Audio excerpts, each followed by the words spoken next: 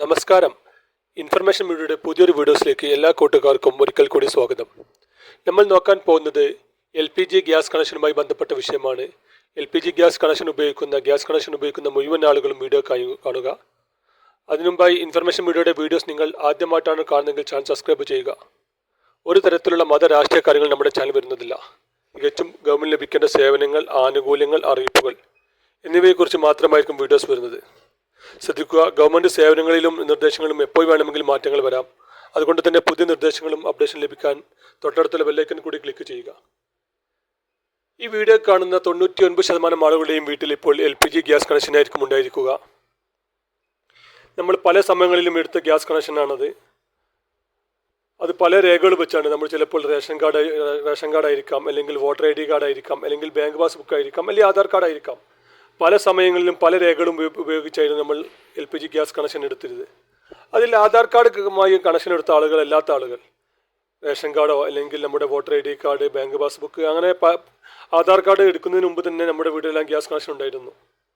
അങ്ങനെയുള്ള ആളുകൾ എത്രയും പെട്ടെന്ന് തന്നെ ഗ്യാസുമായി മസ്റ്റിങ് ചെയ്യണം.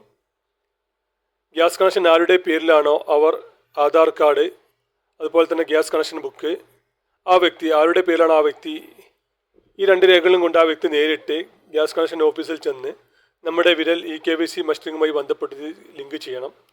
എങ്കിൽ മാത്രമായിരിക്കും തുടർന്നും അവർക്ക് ആ ഗ്യാസ് കണക്ഷൻ ഓൺലൈൻ ബുക്ക് ചെയ്യാനും കുറഞ്ഞ പൈസയാണെങ്കിലും സബ്സിഡി എല്ലാം കിട്ടാൻ സാധ്യതയുള്ളൂ. അല്ലാത്ത സമയത്ത് അതിന് ഒരു ബ്ലോക്ക് ചെയ്യും.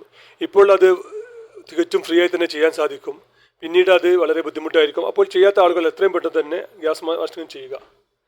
ഇനി നമ്മുടെ ആധാറുമായി ലിങ്ക് ചെയ്യണോ വേണ്ടോ എന്ന് നമ്മൾ എങ്ങനെ അറിയാമെന്നുള്ളതെന്ന് വെച്ച് കഴിഞ്ഞാൽ, നമ്മുടെ ഗ്യാസ് കണക്ഷൻ്റെ നമ്പർ നമ്മുടെ ഏജൻറ്റിനോടൊന്ന് ചോദിച്ചു കഴിഞ്ഞാൽ അവർ കറക്റ്റായിട്ട് നമുക്ക് പറഞ്ഞു തരും. ആരാണോ ലിങ്ക് ചെയ്യേണ്ടത് അവർ എത്രയും പെട്ടെന്ന് ലിങ്ക് ചെയ്യാൻ ശ്രമിക്കുക. അതുപോലെ തന്നെ മറ്റൊരു കാര്യം ശ്രദ്ധിക്കേണ്ടത്, നമ്മുടെ ഗ്യാസ് കണക്ഷൻ്റെ ആൾ മരണപ്പെട്ടിട്ടുണ്ടെങ്കിൽ അവർ എത്രയും പെട്ടെന്ന് തന്നെ തൊട്ടടുത്തുള്ള നമ്മുടെ കുടുംബത്തിൽപ്പെട്ട ആരെങ്കിലും ഒരാളുടെ പേരിലേക്ക് കണക്ഷൻ മാറ്റുക എന്നുള്ളതാണ്. അതിന് മരണപ്പെട്ട ആളുടെ മരണ സർട്ടിഫിക്കറ്റും ഇനി ആരുടെ പേരിലേക്കാണ് മാറ്റുന്നത്, ഗ്യാസ് കണക്ഷൻ മാറ്റുന്നത്, അതും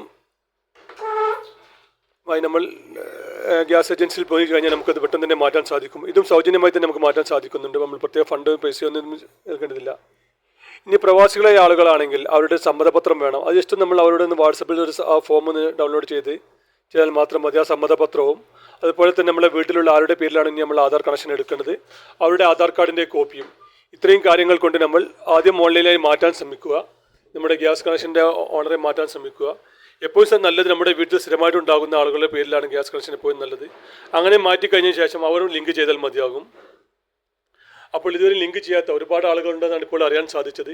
ഇതുവരെ ലിങ്ക് ചെയ്യാത്ത ആളുകൾ എത്രയും പെട്ടെന്ന് തന്നെ ലിങ്ക് ചെയ്യാൻ ശ്രമിക്കുക. എങ്കിൽ മാത്രമായിരിക്കും തുടർന്നും അവർക്ക് ഗ്യാസ് കണക്ഷൻ ഓൺലൈൻ ബുക്ക് ചെയ്യാനും അതുപോലെ തന്നെ സബ്സിഡിയും ലഭിക്കുകയുള്ളൂ. ഇനി നമുക്കൊരു പുതിയ വീഡിയോസുമായി കാണാം. അതുവരേക്കും എല്ലാ കൂട്ടുകാർക്കും നന്ദി, നമസ്കാരം.